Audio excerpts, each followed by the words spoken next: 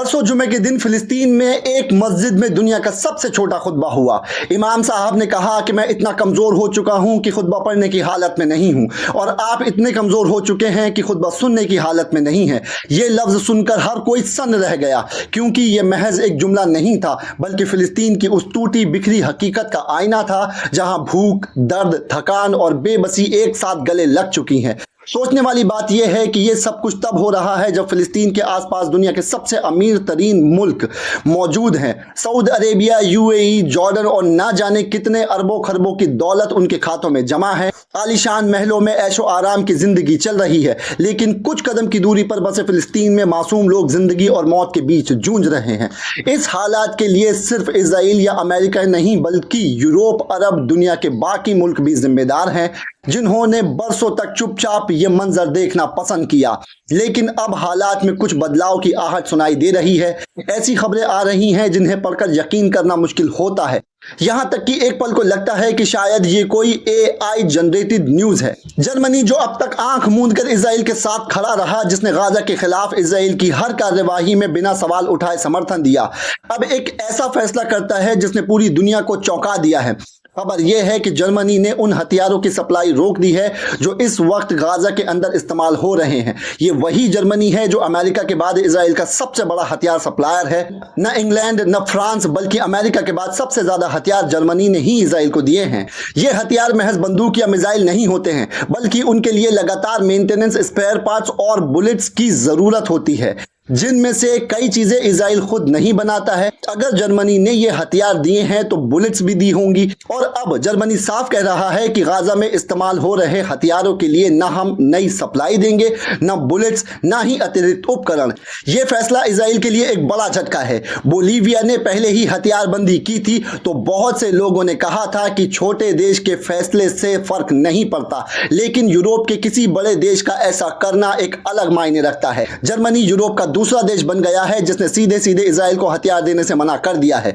ये पूरी तरह से हथियारबंदी नहीं है, लेकिन ये कदम इजराइल के लिए मुश्किलें बढ़ाने वाला है, और ये संदेश देने वाला है कि दुनिया अब चुपचाप तमाशा देखने के लिए तैयार नहीं है। गाजा सिटी पर कब्जे का जो प्लान तैयार किया गया है, उस पर खुद इजराइल के आर्मी चीफ ने आपत्ति जताई है। उनका कहना है कि यह कोई आसान काम नहीं है। नेतन्याहू ने जो थ्योरी निकाली है, 5 यूनिट, 5 महीने और गाजा सिटी पर पूरा कब्जा, उसे अमल में लाने के लिए 2 लाख रिजर्व सैनिकों की जरूरत होगी।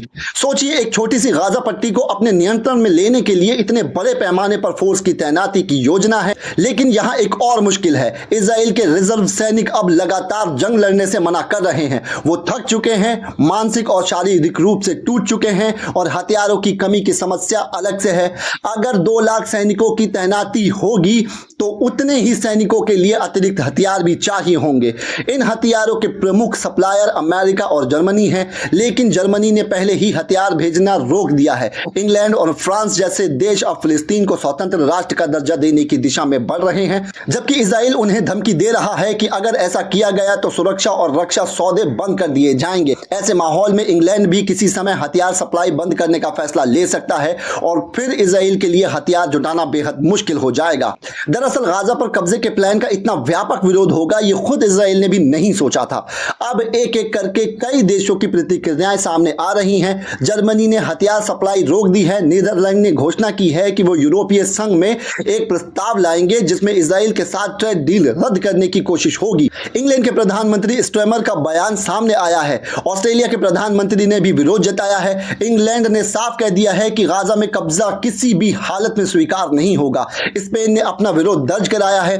बेल्जियम ने इजराइल के राजदूत को समन कर सवाल पूछे और स्पष्ट कहा कि गाजा में की जाने वाली कार्यवाही का वो समर्थन नहीं करते हैं। चीन ने साफ शब्दों में कहा कि यह प्लान गलत है। जॉर्डन के एक वरिष्ठ अधिकारी ने बयान दिया है कि गाजा का प्रशासन गाजा के लोगों का होगा, न कि किसी बाहरी देश का। इटली ने उस प्रस्ताव पर हस्ताक्षर कर दिए हैं जिसमें गाजा पर कब्जे की कोशिश को नाजायज ठहराया गया है। ईरान ने इसे सीधे तौर पर जन नरसंहार की कोशिश बताया है।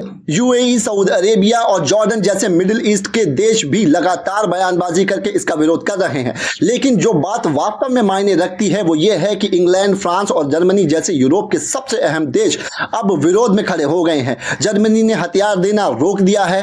नेदरलैंड डील तोड़ने की तैयारी में है। ऑस्ट्रेलिया और कनाडा जैसे परंपरागत सहयोगी देश भी नाराज हैं। इतिहास में अक्सर यूरोप इजराइल का सबसे मजबूत साथी रहा है, लेकिन अब यूरोप के भीतर से यह सवाल उठ रहा है कि गाजा पर कब्जे का प्लान गलत है। यूरोप के एक नेता ने यहां तक कह दिया कि इजराइल यूरोप को खो रहा है, पूरी तरह खो रहा है। इस संकेत का मतलब साफ है, इजराइल धीरे धीरे अंतर्राष्ट्रीय मंच पर अकेला पड़ता जा रहा है। यूरोप के लगभग सभी देश अब इजराइल के खिलाफ खड़े होते दिखाई दे रहे हैं। यह स्थिति किसी भी मानक से एक डिप्लोमेटिक डिजास्टर है। इजराइल के अंदर भी विरोध के स्तर तेज हो रहे हैं। देश के पूर्व प्रधानमंत्री एहूद ओलमर ने साफ कहा है कि इस हालात में हजारों लोगों की जान जाएगी, चाहे वो इधर के हों या उधर के हों। उनके मुताबिक किसी भी तरह का कोई ठोस फायदा इजराइल को नहीं मिलने वाला है। वहीं इजरायली अखबार लगातार चेतावनी दे रहे हैं कि देश एक एटर्नल वॉर यानी एक अंतहीन युद्ध की तरफ बढ़ रहा है, जिसे नियंत्रण में रखना किसी के बस में नहीं रहेगा। अमेरिका में भी इस मामले पर हलचल है। ट्रंप के बारे में टाइम्स ऑफ इजराइल ने एक रिपोर्ट दी है कि उन्हें यानी ट्रंप को एप्स्टीन फाइल के जरिए दबाया जा रहा है। यह वही एप्स्टीन है जिसके बारे में पहले ही कई बार खुलासे हो चुके हैं। मोसाद का एक एजेंट, जिसकी तस्वीर हाल ही में इजरायली आर्मी की टी शर्ट पहने अपने प्राइवेट जेट में मिली है, एप्स्टीन ने अपने निजी द्वीप पर आलीशान महल बनाया जहां नाबालिग बच्चियों को ले जाया जाता और वहां अमेरिका व अन्य देशों के बड़े बड़े नेताओं को आमंत्रित किया जाता था। कई लोगों का मानना है कि इस फाइल में ट्रंप का नाम भी मौजूद है और उसमें नाबालिग लड़कियों के साथ उनके संबंध के सबूत मौजूद हैं। यही कारण है कि वो इस मसले पर खुलकर बोलना नहीं चाहते हैं। जब उनसे पूछा गया कि गाजा पर इजराइल के कब्जे के बारे में वो क्या सोचते हैं, तो उनका जवाब था, यह इजराइल का मामला है, वो चाहे जो करे। लेकिन ट्रंप के इस रुख के बावजूद अमेरिका की दोनों प्रमुख पार्टियों रिपब्लिकन और डेमोक्रेटिक में इस कब्जे का विरोध बढ़ता जा रहा है। रिपब्लिकन पार्टी के अंदर भी मागा धड़े, जो ट्रंप के सबसे करीबी माने जाते हैं, अब इस कार्यवाही का विरोध करने लगे हैं। आज शनिवार को संयुक्त राष्ट्र सुरक्षा परिषद की बैठक होने वाली है। माना जा रहा है कि अमेरिका इस बैठक में किसी भी प्रस्ताव को पारित नहीं होने देगा, लेकिन अगर अमेरिका अकेले पड़ता है और इंग्लैंड, फ्रांस समेत अन्य देश इजराइल के खिलाफ खड़े हो जाते हैं, तो ये एक बड़ा अंतर्राष्ट्रीय संदेश होगा। गाजा पर कब्जा करने का विचार कोई नया नहीं है। अगर ये इतना ही आसान होता तो पिछले 2 सालों में इसे पूरा किया जा चुका होता। आने वाले समय में ये कदम इजराइल के लिए रणनीतिक, राजनीतिक और अंतर्राष्ट्रीय स्तर पर बेहद खतरनाक साबित हो सकता है। पहले दिन से ही गाजा पर कब्जे की योजना बनाई गई थी। आप सोचिए, इतनी तबाही, इतना खून खराबा, इतने हमले झेलने के बाद किसी को टूट जाना चाहिए था, किसी को हार मान लेनी चाहिए थी, किसी को समर्पण कर देना चाहिए था कि बस अब और नहीं, बस अब हम नहीं लड़ सकते। लेकिन अपनी जमीन से जो मोहब्बत होती है, उसकी तुलना दुनिया में किसी और मोहब्बत से नहीं की जा सकती। आज इंग्लैंड के मशहूर अखबार द गार्जियन में छपी एक रिपोर्ट में एक फिलिस्तीनी से पूछा गया, अब क्या करोगे? उसका जवाब था, चाहे जान चली जाए, चाहे कुछ भी हो जाए, गाजा हम किसी भी हाल में नहीं छोड़ेंगे, फिलिस्तीन हम किसी भी हाल में नहीं छोड़ेंगे। ये वो जज्बा है जो किसी ताकत के आगे झुकता नहीं है। अपनी मिट्टी, अपने हक के लिए जब कोई आवाज बज़िद हो जाती है, तो दुनिया का कोई निजाम, कोई हथियार, कोई सेना उसे हरा नहीं सकती। आप किसी का घर नहीं छीन सकते, आप उसकी जान ले सकते हैं, लेकिन उसकी जिद, उसकी उम्मीद, उसका यकीन नहीं छीन सकते। एक गिरता है तो दूसरा खड़ा हो जाता है। गाजा को कभी नहीं जीता जा सकेगा। इजराइल के अंदर भी अब आवाजें उठने लगी हैं। कहा जा रहा है कि ये एक एटर्नल वॉर बन जाएगी, एक ऐसी जंग जो कभी खत्म नहीं होगी। इसमें इजराइल फंसता चला जाएगा और फिलिस्तीन का दर्द जारी रहेगा। दुनिया फिलिस्तीन के साथ खड़ी होगी और इजराइल और ज्यादा अकेला पड़ता जाएगा। दिल्ली से एक और बड़ी खबर है। Professor V K. त्रिपाठी आईआईटी के प्रोफेसर रहे हैं और बरसों से अमन और इंसानियत के लिए काम कर रहे हैं। आज वो दिल्ली की गलियों में गाजा के लिए पर्चे बांट रहे हैं। मालवीय नगर, हौज खास, मैक्स हॉस्पिटल के आसपास के इलाकों में वो मजदूरों, कारीगरों और आम लोगों से मिल रहे हैं। गाजा में भुखमरी, बमबारी और तबाही की तस्वीरें दिखाकर लोगों को जागरूक कर रहे हैं। वो कहते हैं, जब किसी को गाजा के बारे में ज्यादा जानकारी नहीं होती है, तब भी उन्हें सच बताया जाता है तो उनके चेहरे पर दर्द और गुस्सा साफ नजर आता है। लेकिन कुछ ऐसे भी हैं जो खुद को पढ़ा लिखा कहते हैं, फिर भी इस दर्द को महसूस नहीं करना चाहते। यही हमारे समाज का सच है। हर तरह के लोग हैं, लेकिन जो इंसानियत के लिए खड़ा नहीं होता है, वो असली मायनों में इंसान कहलाने का हक खो चुका होता है। प्रोफेसर त्रिपाठी ने यह तय किया है कि 15 अगस्त हमारे देश के लिए सबसे अहम दिन है। वो दिन भर व्रत रखेंगे। गाजा के भूखे बच्चे और बेघर लोगों के साथ एकजुटता दिखाने के लिए वो खुद भूखे रहेंगे। उन्होंने कहा कि अगर एक बूढ़ा आदमी बिना डरे बिना थके सड़कों पर उतर सकता है तो हम और आप क्यों नहीं उतर सकते? क्या हम सिर्फ डर से चुप रहेंगे कि हमारे खिलाफ कुछ हो जाएगा? मैंने अपनी डिक्शनरी साफ कर दी है। जो गाजा के भूखे बच्चों के साथ खड़ा नहीं होता है, चाहे वो हिंदुस्तान में हो या बाहर हो, वो इंसान नहीं है। आपको हमास से दिक्कत हो सकती है, आपको इजराइल से मोहब्बत हो सकती है, लेकिन अगर भूखे मरते बच्चों के लिए आपके दिल में दर्द नहीं उठता है तो आपके सीने में दिल नहीं पत्थर है।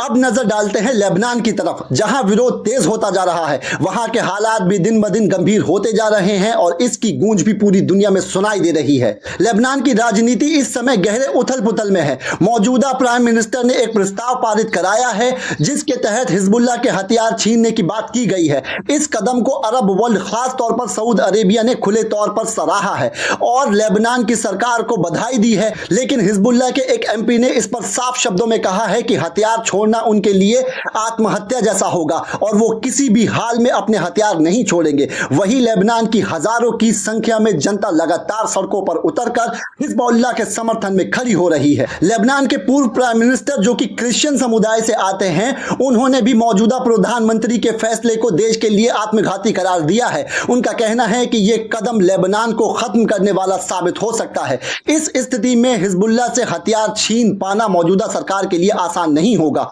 सबसे बड़ा डर यही है कि यह टकराव कहीं एक गृह युद्ध का रूप न ले ले, जैसा कि लेबनान के इतिहास में पहले भी हो चुका है। इस बीच गाजा पर कब्जे के मामले में इजराइल अंतर्राष्ट्रीय मंच पर लगातार अकेला पड़ता जा रहा है। चारों तरफ से उस पर दबाव बढ़ रहा है। जर्मनी के बाद अगर फ्रांस और इंग्लैंड ने भी हथियारों की सप्लाई रोकने की घोषणा कर दी और अगर यूरोपीय यूनियन के अंदर इजराइल के साथ ट्रेड डील को रद्द करने की बात आगे बढ़ी तो अमेरिका भी चाहकर अकेले इजराइल को लंबे समय तक नहीं बचा पाएगा। अमेरिका की स्थिति यह है कि सीनेटर रूबियो के बयान के मुताबिक गाजा में सीज फायर उसी दिन टूट गया था जिस दिन फ्रांस ने फिलिस्तीन को एक खुद मुख्तार मुल्क के रूप में मान्यता देने की घोषणा की थी। इसका मतलब साफ है कि सीज फायर की मंशा असल में थी ही नहीं, बल्कि इजराइल की ताकतवर स्थिति को बरकरार रखना ही असली मकसद था।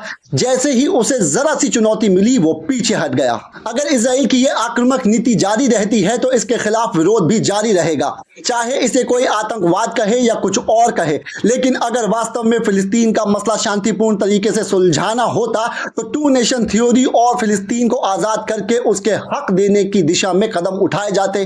जब तक ये नहीं होगा तब तक कोई भी शांति अस्थायी ही होगी, स्थायी नहीं हो सकती।